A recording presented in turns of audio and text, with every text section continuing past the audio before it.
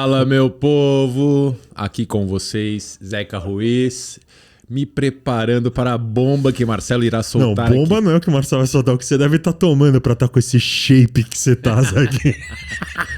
Tô com shape, né? Não, tô tomando creatina. Não tô tomando... Põe em mim essa câmera. É o seguinte, eu preciso falar uma coisa pra vocês, que é, a gente trabalhou no último episódio as dores familiares, tá?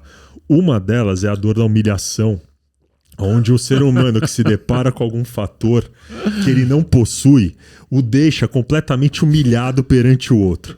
Zeca Ruiz, aqui nesses intervalos, porque não sei se a gente grava 2 episódios no mesmo dia, né? Zeca Ruiz, no último episódio, foi trocar o figurino.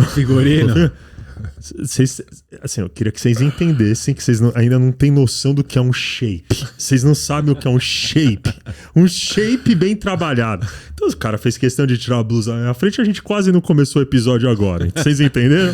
Mas tudo bem. Pra você ter uma ideia, a gente tava aqui falando que se não desse certo nada na vida com as mulheres, a gente viraria homossexual pra facilitar nossos casos aqui, entendeu? E eu juro por Deus que o primeiro cara que eu iria investir ia ser você. Porque além de inteligente, agora você tá... Antes não, agora você tá com shape. Muito bem, senhoras e senhores. Deixando o nosso momento de adolescência de lado, né? A saudade. Já comemos os cookies. Já comemos os cookies. Zeca tava com saudade desses nossos momentos de cumplicidade. Eu falei, meu irmão, se você pedir, vai ter pra todo mundo ver. Eu não quero mais fazer nos bastidores. Viu? Aqui nós somos vulneráveis, claramente. É isso. Boa, Zequinha. Então, aproveitando, só falando pra vocês, muito obrigado por estarem presentes em mais um episódio, deixando agora a brincadeira de lado, porque agora a gente vai começar com o papo sério, né? E pedindo para vocês acompanharem a gente nas redes sociais, seguirem a gente no sininho, ativar o sininho no YouTube, no Spotify, por aí vai. E Zequinha vai trazer para vocês a dor desse episódio, que de verdade também veio do pessoal. Esse foi da onde? Uma boa pergunta, Marcelão. Boa. Acho que foi do pessoal, sim. Bom, se não foi, vai ficar sendo até para eu poder falar. Vocês viram como é legal? A gente tem dores que vocês mandam pra gente, então mandem adora, mais. Tá? Mandem as dores. Pode mandar pra gente trabalhar. Vontade. E hoje a dor, eu especialmente nesse tema me deleito, porque é um delírio para mim trabalhar nesse tema, porque eu vejo, né, nas sessões, nos processos de atendimento que eu faço, que ele é um pilar dos problemas que a gente carrega na vida. E hoje falaremos sobre a dor da culpa. Mas antes, não se esqueçam de um detalhe que está se perdendo no passar dos meses aqui, que é o nosso slogan. Esse aqui é o podcast de sofrimento produtivo. Boa, Zequinha. Muito bem lembrado. Bonitão. E por isso falaremos hoje, então, da culpa. A culpa, para mim, ela é um sentimento, talvez, daqueles que a gente trabalha e utiliza como um secundário, um sentimento secundário. Ele é uma maneira de driblar as nossas relações com as nossas emoções primárias, que são emoções de ação, que são emoções de bastante desconforto, quando elas são, né, desconfortáveis, quando elas não são as emoções agradáveis, mas que de alguma maneira tem a sua função, e quando a gente não pode entrar em contato com elas diretamente, a gente acaba nesse movimento da culpa. Para mim, tem aqui todo um roteirinho aqui para conversar, porque para mim esse tema é muito interessante. A culpa, ela é uma tentativa falida pela redenção dos nossos pecados, Marcelão. Pelo amor de Deus. Poético ou não? Escrevi Pelo aqui. amor de Deus. E queria começar falando isso, né? É uma forma de autotortura. É isso. E ela tem, para mim, assim, um processo bastante complicado, né? Porque é como se ela fosse, de alguma maneira, uma tentativa de nos elevar para um ponto de vista onde a gente deveria saber, onde a gente deveria ter conhecimento sobre os desfechos dos nossos comportamentos. É quase como se fosse uma meta de expiação na vida, a culpa. Porque a expiação, para mim, ela é assim, né? É aquele processo onde eu sou testado, onde eu sou, né? Onde eu sou colocado à prova, né? Isso é muito do mundo dos religiosos, do espiritismo principalmente, mas vem das religiões. Claro. E a culpa, ela é quase isso. É como se ela dissesse pra gente: você deveria saber. Você deveria ter consciência das provas que você irá ter que enfrentar na vida. E você deveria saber o que fazer antes das provas chegarem. Né? E pra mim isso é uma ilusão profunda. É uma ilusão de autopunição, onde a gente tende a piorar a nossa condição do que melhorar, né? E aí você pode falar um pouquinho do que você entende da culpa. Não, cara, acho fantástico toda essa sua abordagem. Eu vou para uma parte um pouco mais técnica da culpa, né? Porque a culpa, na verdade, ela vem acompanhando a gente em vários dos nossos episódios aqui, né? Sobretudo naquele que a gente trabalha bastante a partir da responsabilidade, né? Quando a gente fala do 1/3, né? E do como olhar um pouco para as coisas que a gente faz na vida, né? Os padrões de vitimização e tudo mais. Cara, quando você falou isso pra gente, quando você propôs ou falou lá, mandou no roteirinho do que a gente falaria, essa é uma dor que eu particularmente, Zequinha, não sinto, né? E eu fui tentar entender por que eu não me culpo ou não culpo os outros por qualquer tipo de coisa. Cara, é impressionante. Eu acho que essa culpa ela também está muito vinculada a padrões também do que a gente falou da infância, de pessoas que, cara, viveram situações em que nunca as coisas foram boas o suficiente para elas, de que, cara, nunca as coisas estavam boas para os outros e elas, na tentativa de agradar alguém, né, se julgavam responsáveis por ter que fazer a integralidade e não só a parte que cabia a elas. Então, a culpa para mim só vai acontecer, só vem quando eu, na realidade, tento controlar aquilo que eu não controlo. Tento viver e fazer o todo. E crio uma expectativa da resposta do todo. E não só da minha parte gerenciável. Sim. Que seriam os meus 33%, o meu 1/3. Já que num contexto maior, eu tenho uma parte, o outro tem outra parte. E o sistema opera também com mais uma parte. O que divide o todo em 3. A culpa também, ela é algo que a gente vem carregando para justamente ou não ter que resolver, e aí você culpa o outro, né? Ou ficar num estado de uma zona de conforto, numa inércia, quando você se culpa de alguma coisa. Então, assim, é um instituto que não serve para você resolver as coisas da tua vida. Isso é fato. Por isso eu falo que é um sentimento secundário. O que te coloca, por exemplo, numa posição de vítima. Né? Sim, inércia. Então, a culpa você, uma pessoa que se culpa, é uma pessoa que vai se vitimizar. Uma pessoa que culpabiliza alguém por qualquer coisa que aconteça na sua vida, é uma pessoa que vai se vitimizar. Então, culpa e vitimização andam de mãos dadas. Legal?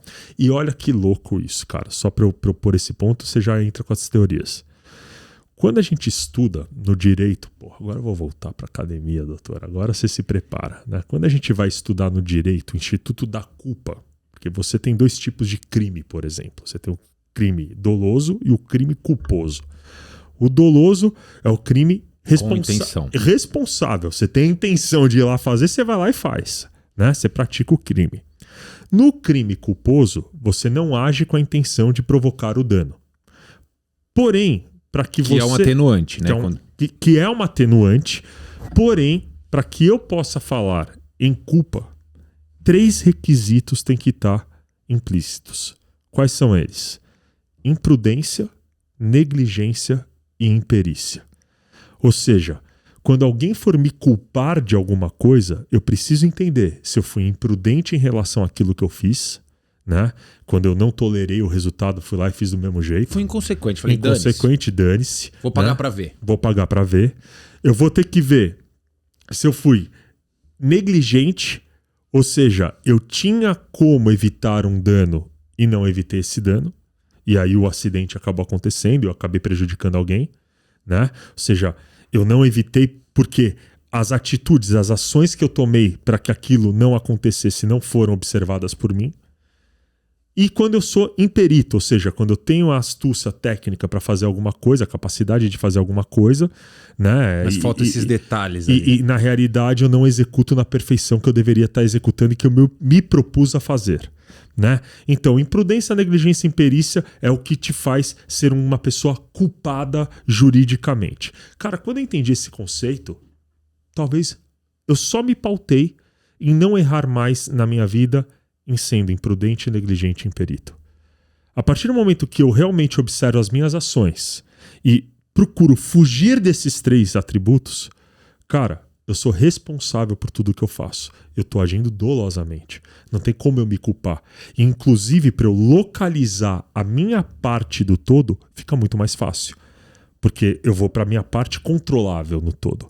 E não para aquilo que o mundo vai me julgar, ou que as pessoas vão me atribuir, ou que o medo da aprovação vai falar para que eu me sinta culpado ou culpabilize alguém.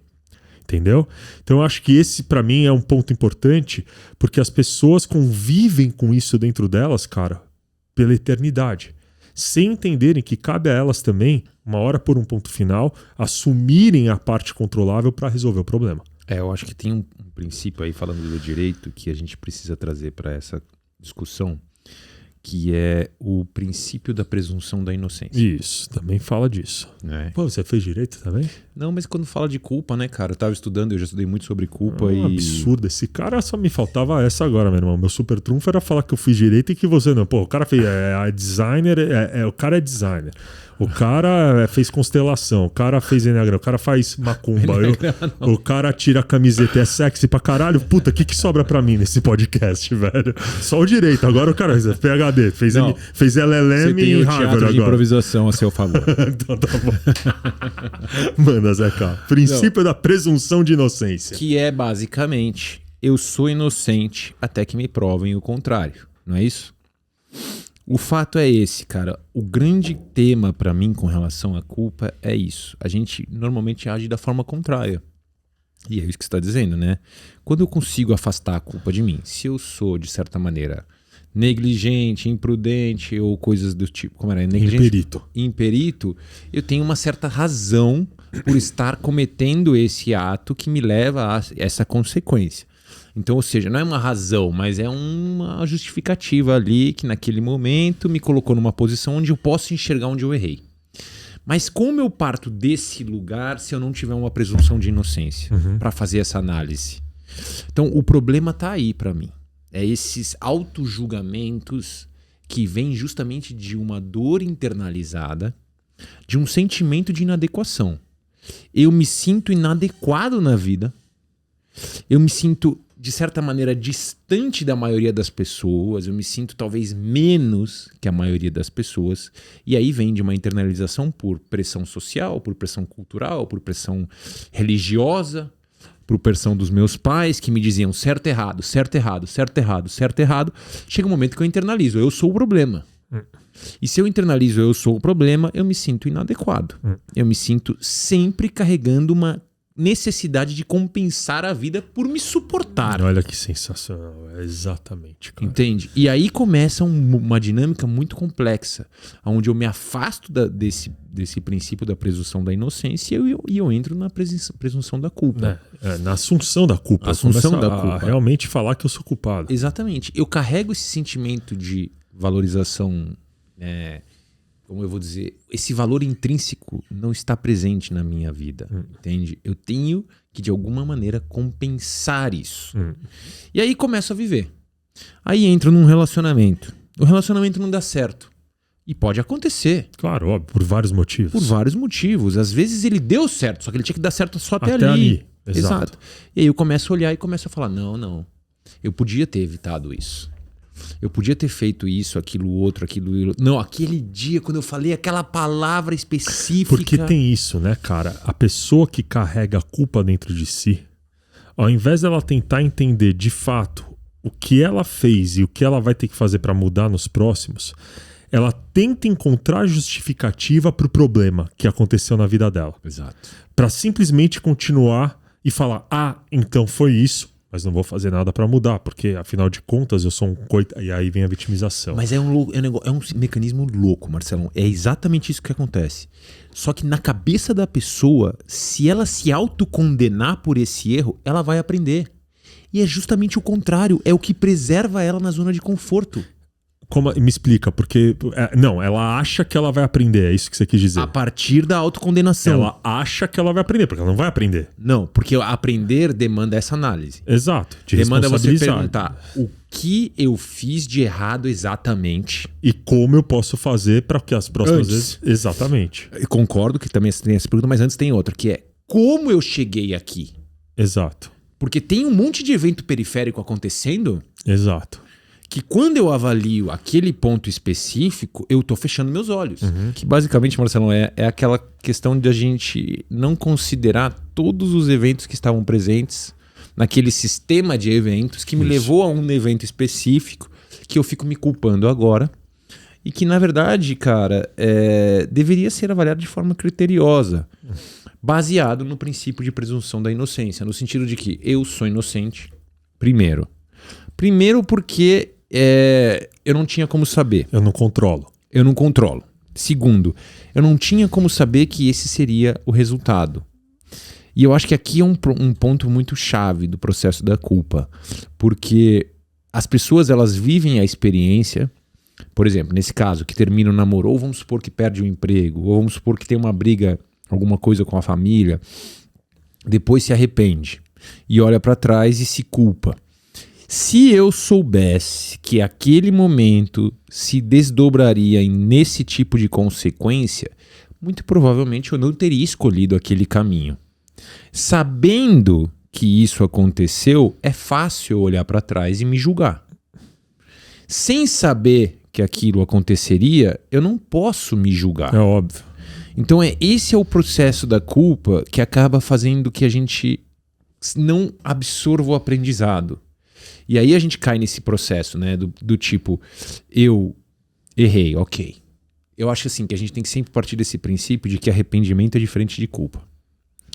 Eu me arrepender de algo não significa que eu precise me culpar. Sim.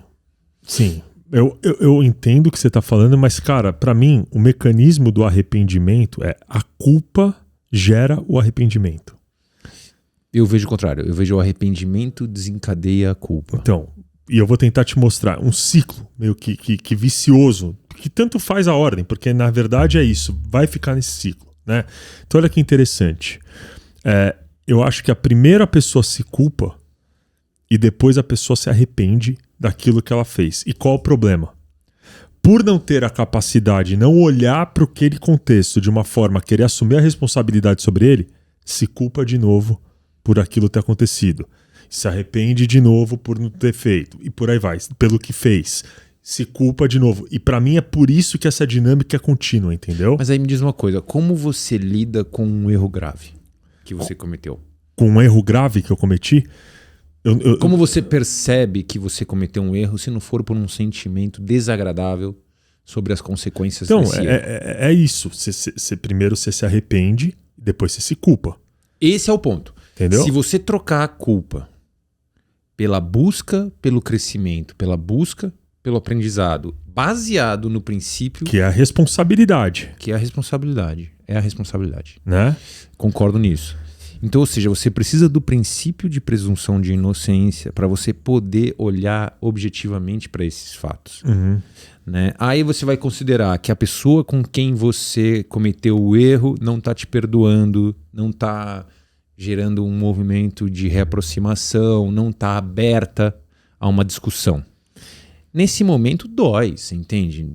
Cometer erros dói. É óbvio. É diferente de você olhar para essa dor colocando uma camada a mais como a camada da culpa. Porque a camada da culpa é o que você falou, é uma vitimização que te impede de crescer. Não, e de se relacionar, né? E de tudo isso. Cara, é interessante você estar falando isso, porque tá me vindo aqui várias situações na minha cabeça, e vocês aí de casa já devem ter vivenciado várias situações como essa. Então vamos pegar um relacionamento. Legal? Eu vou lá, dentro de todo um padrão de comunicação assertivo, viro para você e falo o seguinte, amor, Hoje de chamou manhã... de amor, vocês viram, já tá interessado. Então, eu tô falando que a gente vai errar a mão nesse episódio, cara. Se continuar desse jeito, você me dando essas olhadas, você se prepara pra pular essa mesa daqui a pouco. Mas eu falei pra você, dá a mão pra mim aqui, vem cá, pronto. Pega um take pra vocês entenderem. Amor. Entendeu? É o seguinte. Hoje de manhã, né, eu acordei extremamente amoroso, carinhoso, queria te falar o quanto você era importante pra mim, e você simplesmente se negou a me dar bom dia, entrou no banheiro, não querendo conversar. E eu gostaria de conversar com você. Legal? Vamos supor que a gente tivesse brigado horas anterior ou no dia anterior. Aí, vai da pessoa que quer resolver o problema, entender que existe alguém disposto a fazer isso, entender qual foi a parte dela, a pessoa, naquele problema para falar, ok, o que me magoou naquela situação foi isso e isso está me fazendo não falar com você. Ou seja, eu estou dando um motivo pelo qual eu estou tendo um comportamento ineficiente para a relação. Mas o que a gente mais vê acontecer? Né? Aí tá bom, tudo eu. Tá se culpando. Quando eu falo tudo eu tô me culpando. Não, porque você não sei o que lá, tô culpando o outro. E eu não tô resolvendo o problema. Porque também tem essa. Quando eu me vitimizo, né, eu preciso transformar o outro no algoz, cara. Tem que transformar o outro no criminoso. Porque se eu sou a vítima, alguém é o criminoso. E aí começa o pau, meu irmão, porque o cara tá com a melhor das intenções do mundo para conseguir compor a relação e resolver o problema, mas a partir do momento que você entra no padrão da vitimização, da culpabilização, de ou se culpar ou culpar o outro, você começa a provocar no outro uma emoção, uma sensação que ele não quer sentir, porque ele veio de baixa guarda. Né? E aquele teu comportamento faz o outro, por exemplo, entrar nessa situação de querer daí começar a justificativa, se defender, e a gente começa o pau por conta disso. Você fala isso porque, por exemplo, toda vez que eu, por exemplo, eu brigo com a Karina ou alguma situação assim, às vezes eu vou lá pedir desculpa, às vezes ela vem. Mas toda vez que alguém assume a responsabilidade, o outro, por consequência, assume também.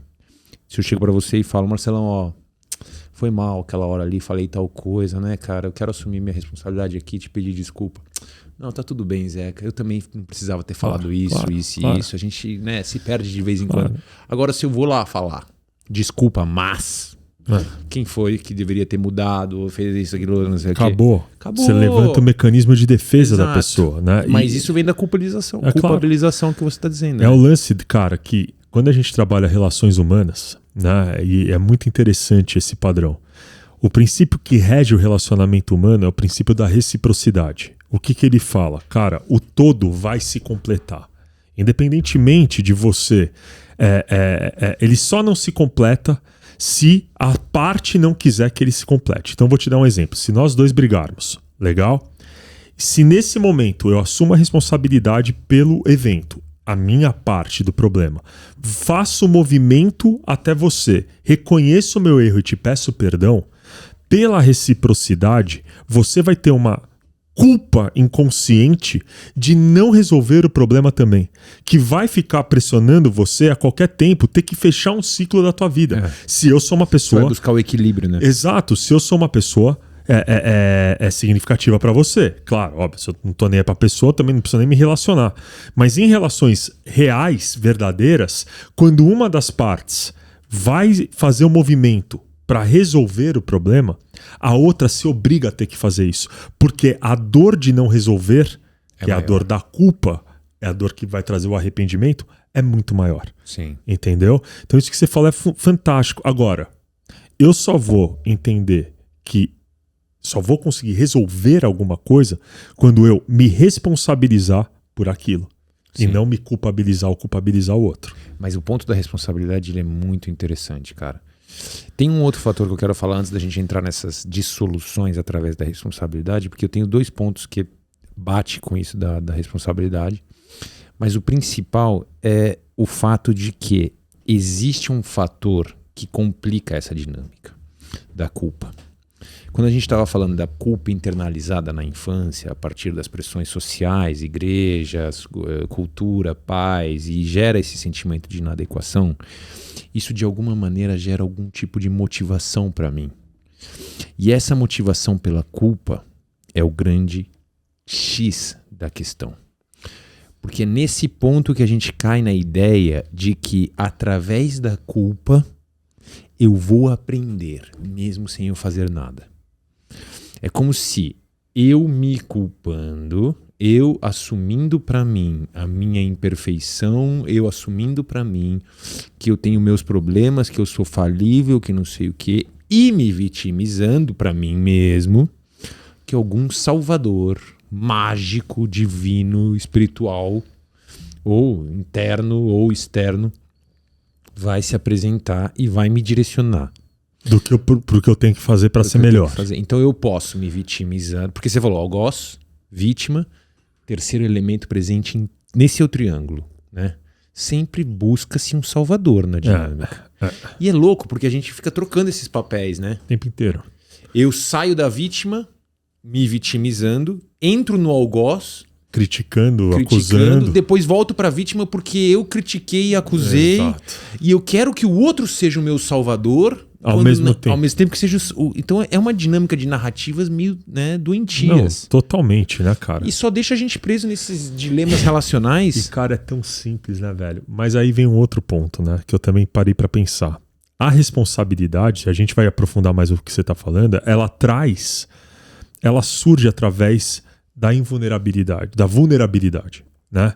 Ou seja, eu preciso ser vulnerável, eu preciso deixar meu ego de lado para interromper esse padrão de culpabilização, né? E assumir a responsabilidade, né? Para isso, eu não tenho que ter medo de ser julgado pelo outro, eu não tenho que ter medo de ser fraco, não tenho que ter medo de ser falível, não tenho medo de errar, não tenho que ter medo de nenhum que está envolvendo. Tenho que reconhecer que cara, eu sou falível, que eu sou e eu acho que o problema e o reconhecimento, senhores, é um reconhecimento sincero. Não é o tudo eu. Ai, tá bom, sou eu. Ah, realmente eu que sou. Não, eu tô errado mesmo. Não, eu que não sei fazer. Não. O reconhecimento, ele tem que ser uma coisa assertiva. E o que é reconhecer, né? É você conseguir analisar o teu comportamento e entender qual é o resultado que esse comportamento gerou na vida da outra pessoa ou no sistema. Ou em você mesmo também. Ou em você mesmo. Quando você vai fazer o auto-perdão, por exemplo, você entendeu? Né? Para sair da sua culpa pessoal, você entender que, cara, você fez o que você poderia ter feito. Né? E aí você exerce, por exemplo, esse reconhecimento que te libera de ficar nesse padrão da vitimização interna. E olha que legal, né?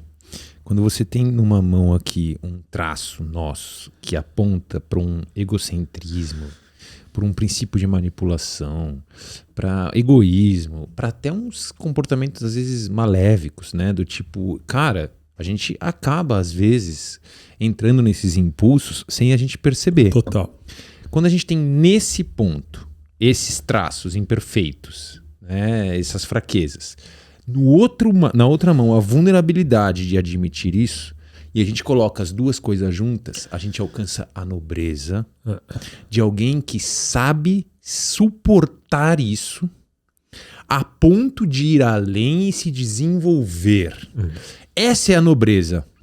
De você falar, sim, eu sou falho, sim, eu sou imperfeito, sim, eu faço um monte de coisa errada. Me coloco vulnerável. Suporto isso. Desse lugar vem o impulso que te gera o senso de ser nobre para admitir que você é capaz de melhorar e se tratar como essa pessoa, uma pessoa de verdadeiro valor. Olha que sensacional, velho. Porque aí cai nisso da responsabilidade. Total. E aí entra nos dois pontos que eu quero trazer. Que você falou auto-perdão e eu considero autocompaixão. Que é isso, talvez eu tenha que quis me expressar dessa forma. Sim. Que vai levar para o auto-perdão. A autocompaixão é isso. Eu considero o arrependimento um elemento importante desse processo porque quando você se arrepende e através do arrependimento você busca a redenção, você sim está indo para um princípio moral funcional, para mim. Então quando você faz isso, você está se autovalorizando a partir de um movimento de autocompaixão. O grande problema, para mim, é que se eu considero a autocompaixão algo diferente, se eu considero... O problema aí para mim é que às vezes as pessoas consideram a autocompaixão como autocomplacência. Explica a diferença. Nem eu sei a diferença, velho. Complacência é assim... Tá tudo bem que você Tô aceitando. sabe? Tipo... Relaxa. Nem aí, Você é imperfeito mesmo, não se cobra Nossa, tanto. cara, puta, agora que você tá falando isso aqui, cara, que bizarro, porque a maioria das pessoas, cara, que entram nesse padrão da vitimização começa com isso. Exato. Né? Então tudo bem. Eu posso fazer mal, mas tá tudo bem, é normal. A positividade tóxica aí. Foca essa porra aqui, vai. Foca, nossa. Eu adoro quando ele faz isso. Eu também adoro, velho, porque não dá vontade de dar no meio. Porra aqui, não, fecha assim, fecha. cara. Deixa eu falar o seguinte, ó.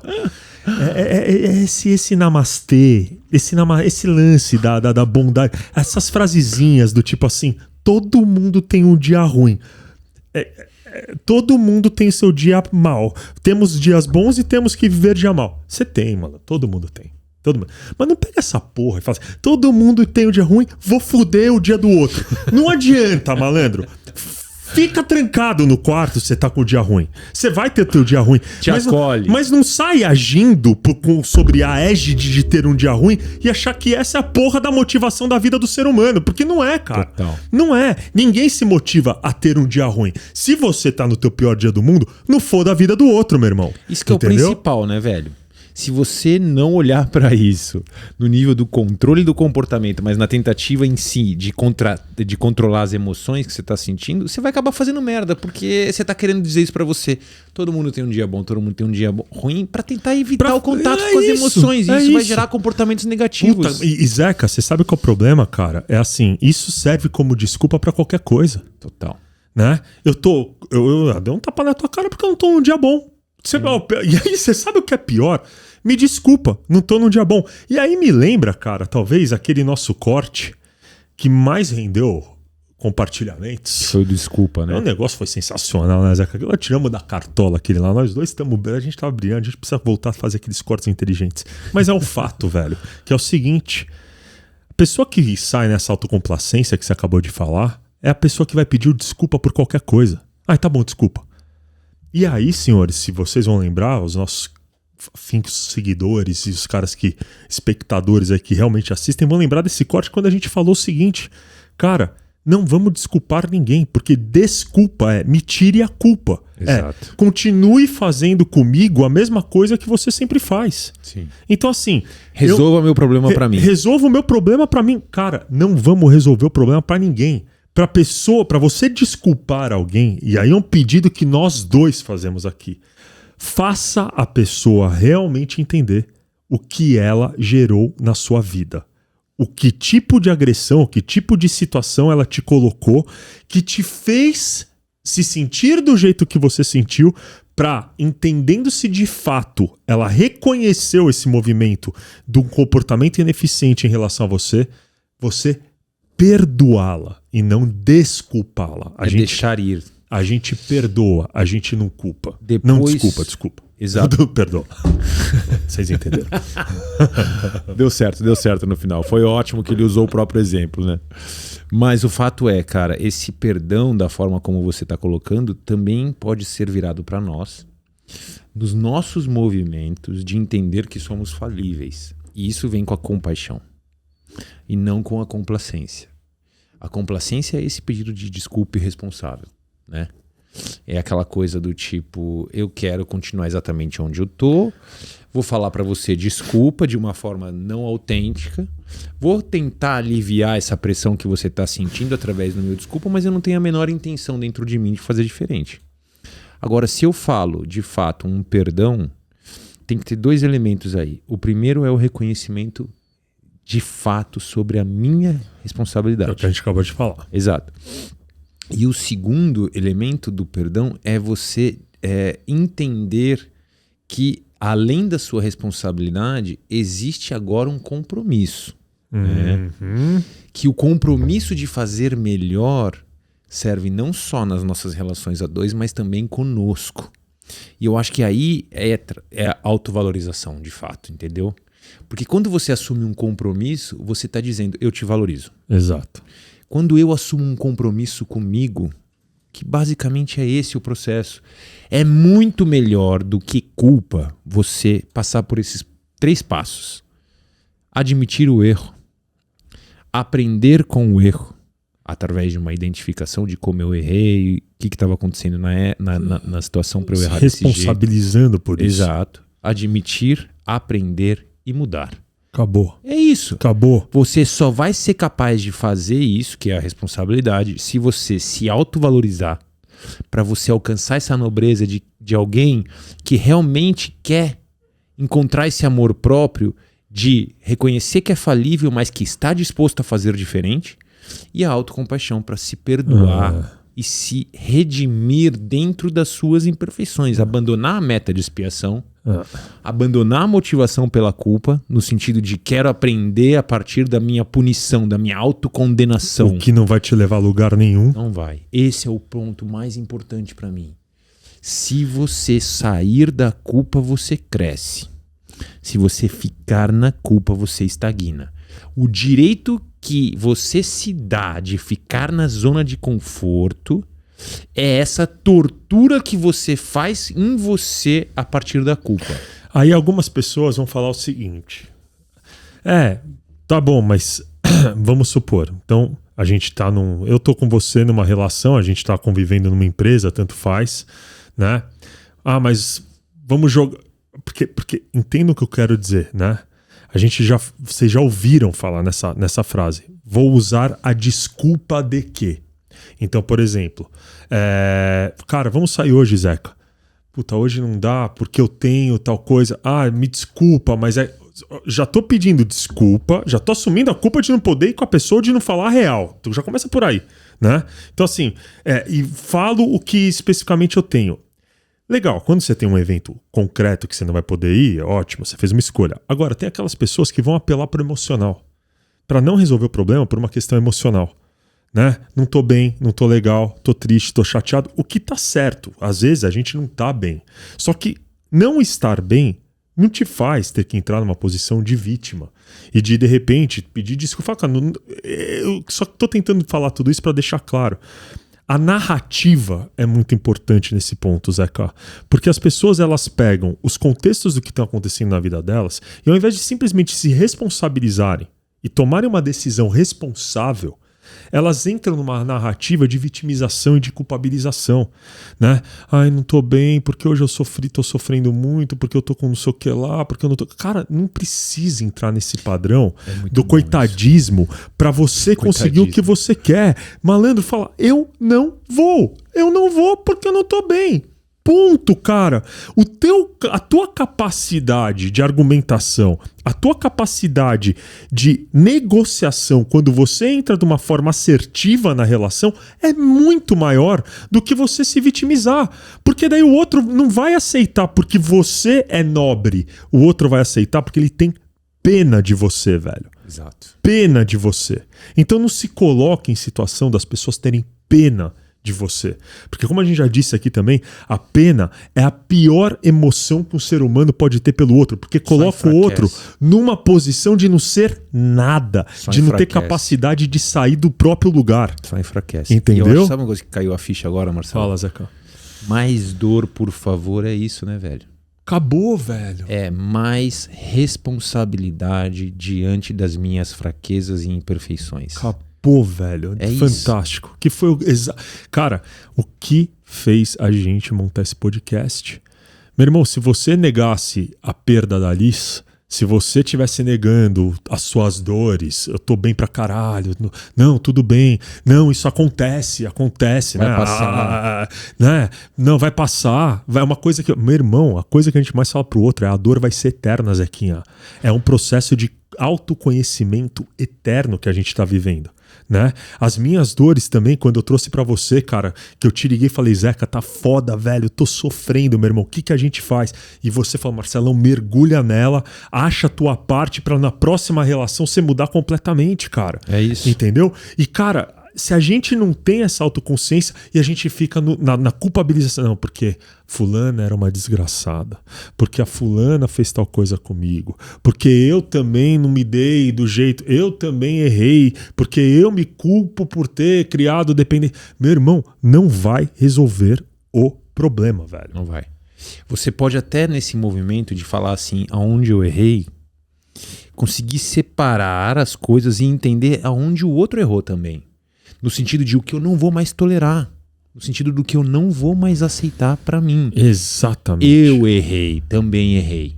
Mas muitas desses erros têm a ver com os erros do outro, que talvez eu tenha tolerado, que talvez eu tenha considerado de uma forma ingênua, né?